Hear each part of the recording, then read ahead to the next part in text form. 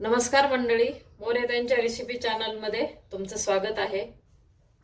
आज आपण शिमला मिरचीची फ्राय भाजी करणार आहे, एकदम ते पण सोप्या पद्धतीने। हे एक पाव मी मिरची घेतलेली, ढोबळी मिरची म्हणा किंवा शिमला मिरची म्हणा।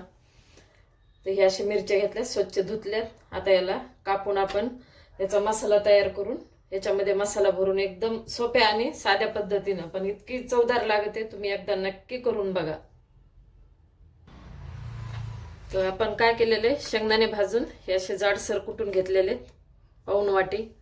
हे लाल तिखट घेतलेले, थोडीशी हळद, चवीनुसार मीठ, लसूण थोडा कुटून आणि कोथिंबीर। बस एवढंच, आपल्याला दुसरं काही मसाले टाकायचे नाही।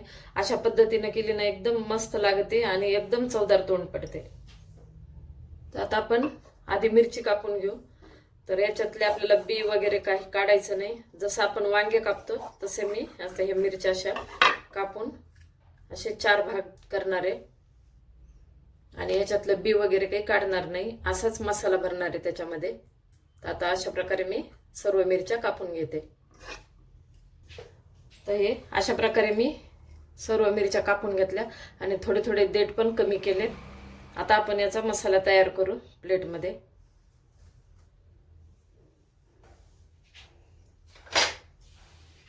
आता आपण एक प्लेट घेऊन हा शेंगदाण्याचा कूट पहिला टाकू।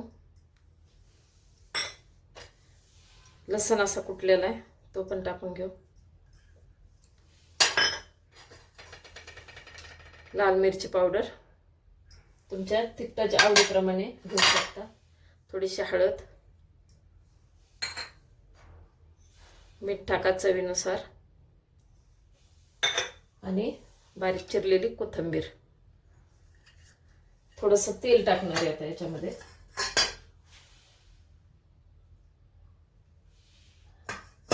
आता आपण याला हातानेच मिक्स करून घेते, म्हणजे आपल्याला हातानेच भरायचे, त्याच्यामुळे आधीच हाताने मिक्स करते आणि मग मिरच्यामध्ये भरून घेते।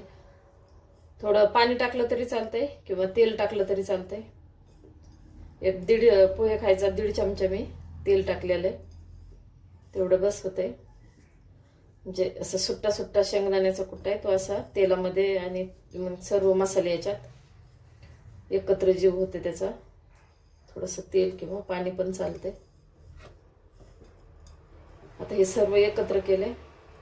आता आपण हा मसाला केलेला तयार आहे ना, तो मिरचीमध्ये भरू। किती सोपं आहे, एकदम सोपी भाजी ही, पटकन होणारी। म्हणजे नुसतं शेंगदाण्याचं कूट, तुम्ही शेंगदाण्याचं कूट न टाकताना नुसती शेंगदाण्याची चटणी बी त्याच्यामध्ये भरली ना आणि लसूण थोडासा कुटून टाकायचा, खूप छान तोंडी लावायला म्हणा किंवा पोळी बरोबर पण खायला छान लागते। आता आपले हे मिक्स झालेले।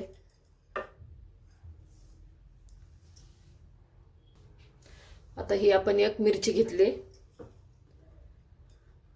हा मसाला मिरचीमध्ये भरायचा। तुम्ही बी काढू शकता, मी काही बी काढत नाही। बी असल्यामुळे ना अजून चवदार भाजी लागते। आणि असं दाबून भरून घ्यायची फक्त। हे पहा अशा पद्धतीने याच्यामध्ये सर्व मसाला भरला दाबून। आता राहिलेल्या मिरच्या अशाच मी पूर्ण भरून घेते। आता आपण गॅस पेटवून कढई ठेवले, तेल टाकलेले, तेल गरम झाले। आपण आता मोहरी टाकून घेऊ। आता मोहरी चांगली तडतडायला लागली, आपण आता हे मिरची याच्यामध्ये सोडून देऊ।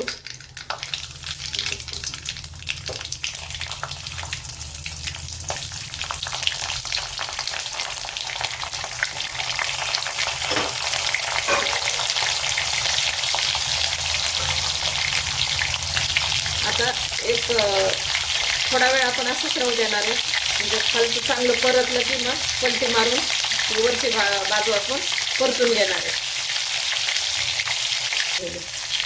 आता आपण याला पलटी मारू, हे असं खालून एवढं परतून द्यायचं आणि नंतर मग वरची बाजू खाली करायची।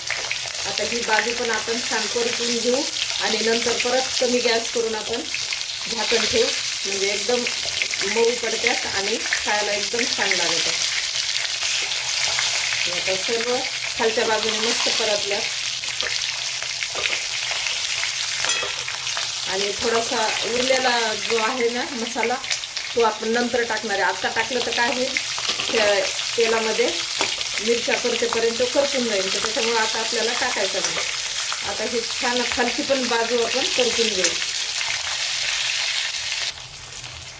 आता आपली खालची बाजू पण चांगली परतली, तर आपण काय करणार आहे, आता त्याला थोडंसं असं देठा करून ठेवणार आहे. म्हणजे देठाचा पण भाग असा नरम पडला पाहिजे, असे उभ्या करून ठेवायच्या. म्हणजे शिजायला पण याला काही वेळ लागत नाही, पटकन शिजले जाते.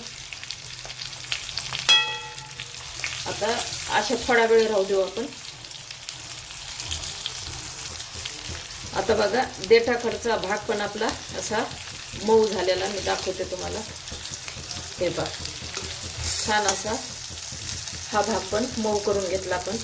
आता कमी गॅस केलेला आहे आणि जो आपला उरलाय का मसाला तो आपण टाकून घेऊ आणि परत एकदा परतून झाकण ठेवू. मग एकदम आता कमी गॅसवर करायचं आहे, म्हणजे आपला हा मसाला आहे का तो करपला नाही पाहिजे.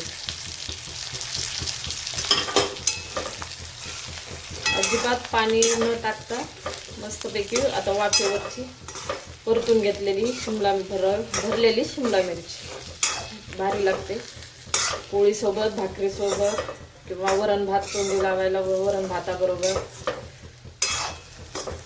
आता हा मसाला आपण एकत्र करून घेतला.